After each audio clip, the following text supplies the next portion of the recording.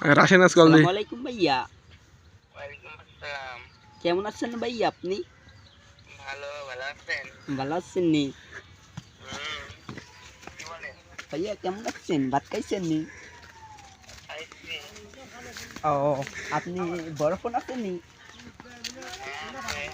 ও আপনি এই নাম্বারে জুয়ার একটা অ্যাপ খোলা হয়েছে নি? আমি দেখছি। খারাপ কথা হলো বুঝলেন।